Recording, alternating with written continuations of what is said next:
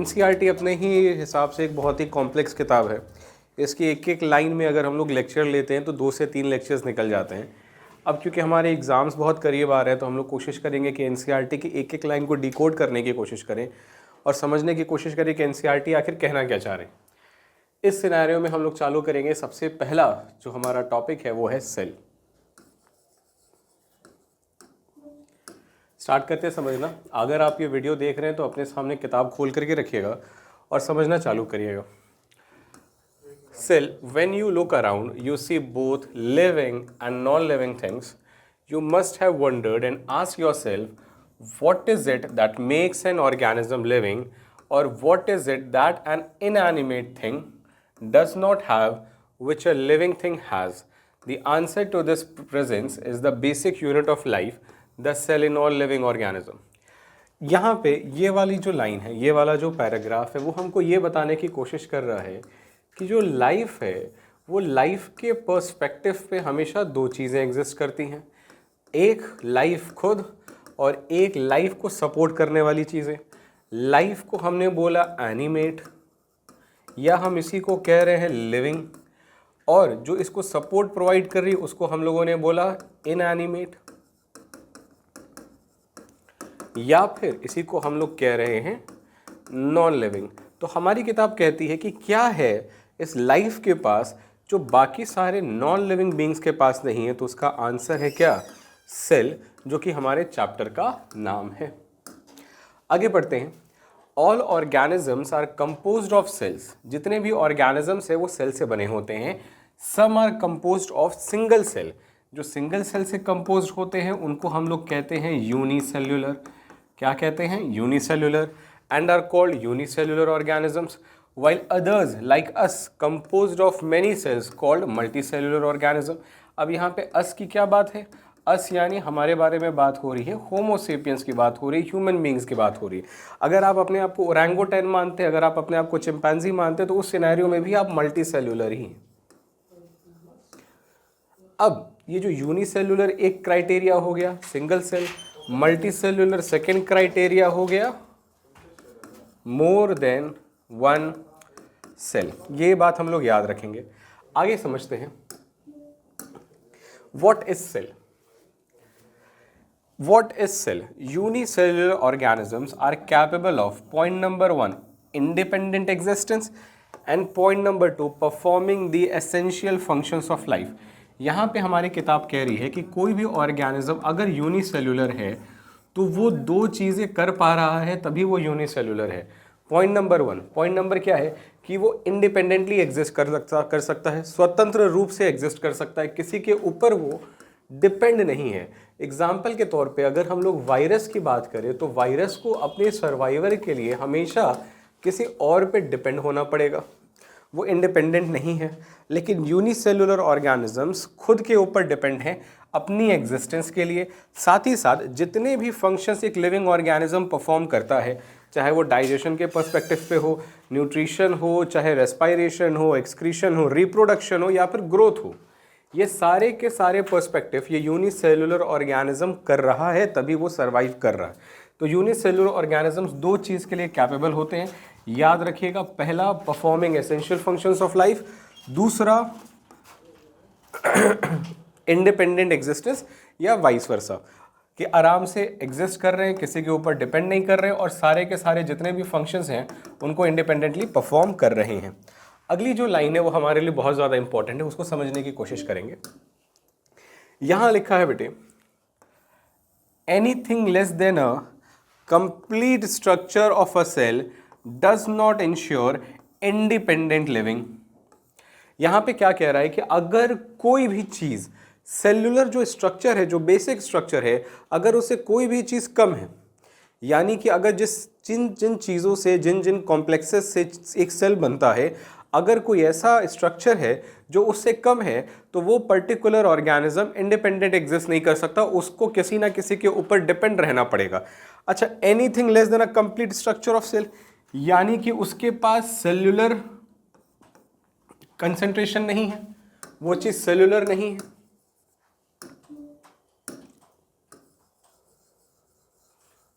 तो क्या इसको हम ए सेल्युलर कह सकते हैं? एकदम कहेंगे देखो किसी भी चीज़ के आगे अगर ए लग जाता है तो उसके अगेंस्ट बात होती है। जैसे टॉम, टॉम का मतलब होता है कट करना, इसके आगे अगर आप ए लगा देंगे तो ये हो जाएगा ए टॉम, कि आप इसको कट नहीं कर सकते हैं, यानी अनडिविजिबल है। वो बाद में पता चला कि हाँ प्रोटॉन, न्यूट्रॉन, इलेक्ट्रॉन भी एग्जिस्ट करता है।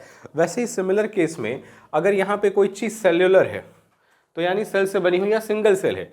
अब हमने क्या कर दिया, ए सेल्यूलर लगा दिया, यानी कि अब वो चीज़ सेल से बनी हुई नहीं है। अब यहाँ पे बात किसकी हो रही है, वायरस की। किसके बारे में बात हो रही है, वायरस की। उसी से रिलेटेड बेटे यहाँ पे स्टेटमेंट लिखा हुआ है कि anything less than a complete structure of cell, यानी कोई भी चीज़ जो कंप्लीट स्ट्रक्चर से कम है वो इंश्योर कर देती है क्या, independent living. Does not ensure, वो सिंपली कह देती है कि अब ये जो पर्टिकुलर ऑर्गेनिज्म है इंडिपेंडेंटली सर्वाइव नहीं कर सकता, उसको होस्ट चाहिए ही चाहिए।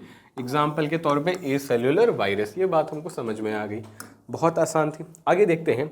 Hence cell is the fundamental structural and functional unit of all living organism. ये स्टेटमेंट याद रखेंगे। अब लिविंग ऑर्गेनिज्म के लिए हम लोगों ने पढ़ा है लिविंग वर्ड में लाइफ के कुछ क्राइटेरियाज होते हैं। ग्रोथ है, ग्रोथ कौन सी ग्रोथ, इंटरनल ग्रोथ, इंटरनल में परमानेंट, हमको पता है वो मेटाबॉलिज्म करना चाहिए, इसका कोई एक्सेप्शन नहीं है। कॉन्शियसनेस होना चाहिए, रिप्रोड्यूस करना चाहिए, सेलुलर ऑर्गेनाइजेशन होने चाहिए, तभी वो लिविंग ऑर्गेनिज्म कहलाएगा, तभी वो लाइफ उसके अंदर रहेगी। यूनिट का मतलब होता है इकाई, फंक्शन का मतलब होता है कि जैसे अगर हमने यहाँ पे नेफ्रॉन बना दिया तो ये जो काम नेफ्रॉन कर रहा है वही काम किडनी करेगा, ब्लड प्यूरिफिकेशन का। फंक्शनल यूनिट स्ट्रक्चर क्या कि यही सारे जो सेल हैं, जैसे एक यहाँ पे हमने हेपाटिक सेल बना दिया, यही हेपाटिक सेल लिवर बना रहा है, यानी स्ट्रक्चर बना रहा है, ढांचा बना रहा है। फंडामेंटल, फंडामेंटल का मतलब होता है बेटा बुनियादी, जैसे अगर हम लोग पढ़ते हैं ना फंडामेंटल राइट्स, फंडामेंटल ड्यूटीज, बुनियादी अधिकार, बुनियादी कार्य, यानी ये बेसिक है किसी भी चीज़ का, तभी हम लोग इसको कहते हैं फंडामेंटल। अब पूरी डेफिनेशन को ध्यान से समझिए कि सेल क्या है, एक बुनियादी ढांचा और काम करने की इकाई है लिविंग ऑर्गेनिजम्स की। ये डेफिनेशन हम लोग याद रखेंगे। आगे समझते हैं सेल की डिस्कवरी के बारे में। Antonie van Leeuwenhoek first saw and described a living cell. हमको पता है एंटोनी वॉन ल्यूवेनहॉक ने बहुत सारे माइक्रोस्कोप बनाए थे, वो सारे माइक्रोस्कोप में एक माइक्रोस्कोप ही सर्वाइव कर गया था। उन्होंने अपनी टूथ स्क्रैपिंग में एक वाइट कलर का सब्सटेंस देखा, उसको जब उन्होंने खुद के बनाए हुए माइक्रोस्कोप में देखा तब उनको वहाँ पे एक स्ट्रक्चर नज़र आया, उसका नाम उन्होंने रखा एनिमल्क्यूल्स। उसका नाम उन्होंने रखा एनिमल्क्यूल्स। इन्हीं एनिमल्क्यूल्स को आज हम जानते हैं बैक्टीरिया के नाम से। इससे पहले जो सेल टर्म दिया था वो सेल टर्म दिया था रॉबर्ट हुक साहब ने। रॉबर्ट हुक साहब ने इन्होंने क्या देखा, इन्होंने देखा ओक ट्री, ओक ट्री का पकड़ा ब्रांच, ब्रांच का पकड़ा बार्क, बार्क को जब इन्होंने खुद के बनाए हुए माइक्रोस्कोप से देखा तो वहाँ पे उनको कुछ इस तरीके का हनी कॉम्ब जैसा स्ट्रक्चर नज़र आया।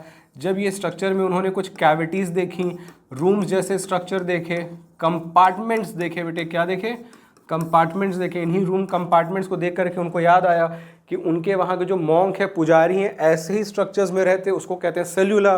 तभी उन्होंने इसका भी नाम क्या रख दिया, सेल्यूला। और इसी को ही हम जानते हैं सेल नाम से। सेल टर्म किसने दिया, रॉबर्ट हुक ने। लेकिन जो चीज़ इन्होंने देखी, जो बार्क इन्होंने देखा, जो कॉर्क इन्होंने देखा, ये जो कॉर्क था ये नॉन लिविंग टिश्यू था, ये नॉन लिविंग टिश्यू था।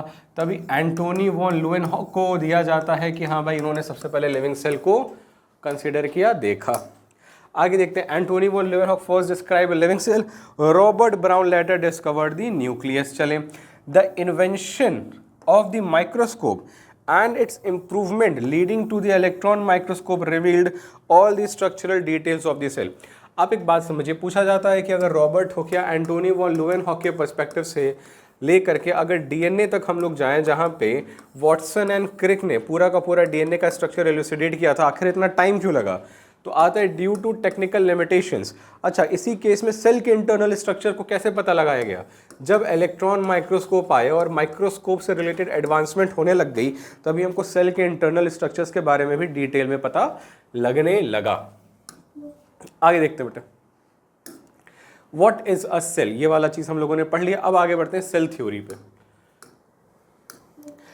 सेल थ्योरी में याद रखिए थ्योरी क्या होती है, कोई भी एक चीज़ को समझाने के लिए अगर कोई रिटन मटेरियल एग्जिस्ट कर रहा है, चाहे वो कोई सब्जेक्ट हो, चाहे वो कोई टॉपिक हो, चाहे कोई भी चीज़ हो, कोई भी एक स्टेटमेंट एग्जिस्ट कर रहा है, उसको थ्योरी कहते हैं। थ्योरी अगर प्रूफ नहीं है तो वो हाइपोथेसिस कहलाती है।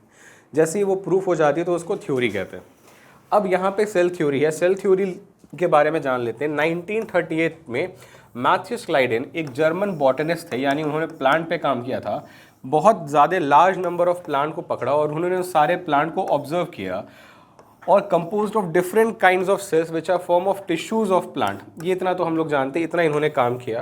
इन्होंने प्लांट सेल को देखा, प्लांट सेल की स्टडी की, देखा बहुत सारे प्लांट सेल मिला करके प्लांट टिश्यू बना रहे हैं, इनकी अपनी अपनी प्रॉपर्टीज़ है। ठीक उसी टाइम पे थियोडोर श्वान, ठीक उसी टाइम पे थियोडोर श्वान 1839, अब ब्रिटिश जूलॉजिस्ट। अच्छा बेटा यहाँ पे ब्रिटिश देख रहे हैं ना, नए अपडेट में यहाँ पे हम लोग देखेंगे जर्मन आ जाएगा, इसको याद रखेंगे 2026 के पर्सपेक्टिव पे।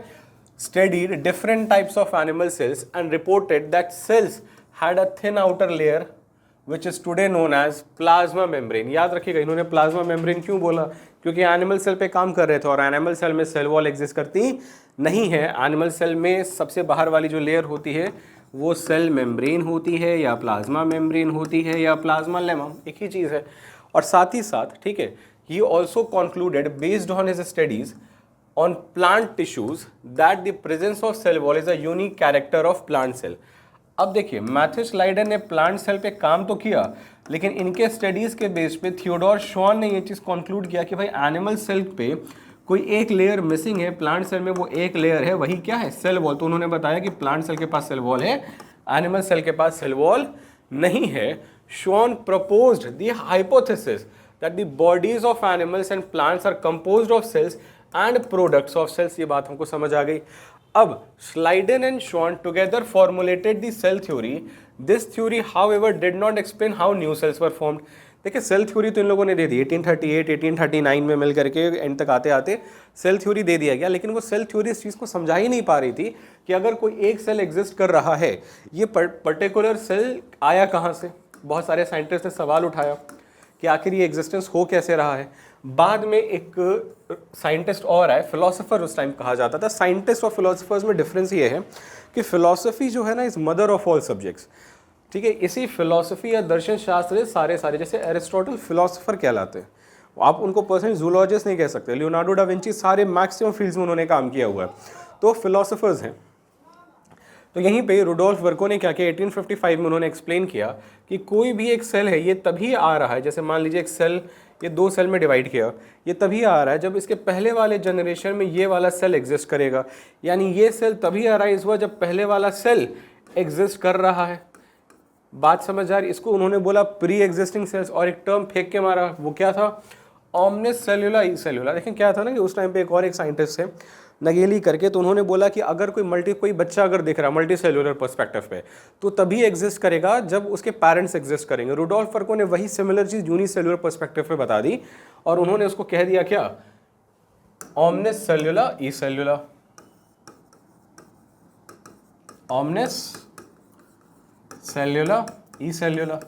ऑमनिस का मतलब जनरेट करना, सेल्यूला का मतलब सेल, ई का मतलब पहले, सेल का मतलब सेल्यूला का मतलब सेल, यानी जनरेट करना एक सेल को जो पहले आए हुए सेल से जनरेट हुआ है उसी को उन्होंने बोला ऑमनिस सेल्यूला ई सेल्यूला। अब he modified the hypothesis given by Schleiden and Schwann and gave the cell theory of final shape. अब तब जा करके हमको सेल थ्योरी के ये दो पॉइंट्स पता चले कि all living organism are composed of cells. जितने लिविंग ऑर्गेनिज्म सेल से बने हैं, और सेल से बनने के साथ जो सेल से जो बनी हुई चीज़ें हैं, टिश्यूज हैं, उनसे बने हैं, यानी प्रोडक्ट्स ऑफ सेल्स।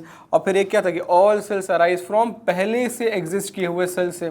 ये सेल है, इसने बाइनरी फिजन किया, दो सेल आया, ये दो सेल तभी आए क्योंकि इससे पहले से एक सेल एग्जिस्ट कर रहा था, यानी all cells arise from pre existing cells. इसी को ही नाम क्या दिया, ऑमनिस सेल्यूला ई सेल्यूला। क्या ये बात हमको याद हो गई कि नहीं हो गई? चलिए इसके आगे हम लोगों का जो अगला टॉपिक है वो है एन ओवरव्यू ऑफ सेल, वो इसके नेक्स्ट वीडियो में पढ़ेंगे। तब तक के लिए बेटे ऑल द बेस्ट।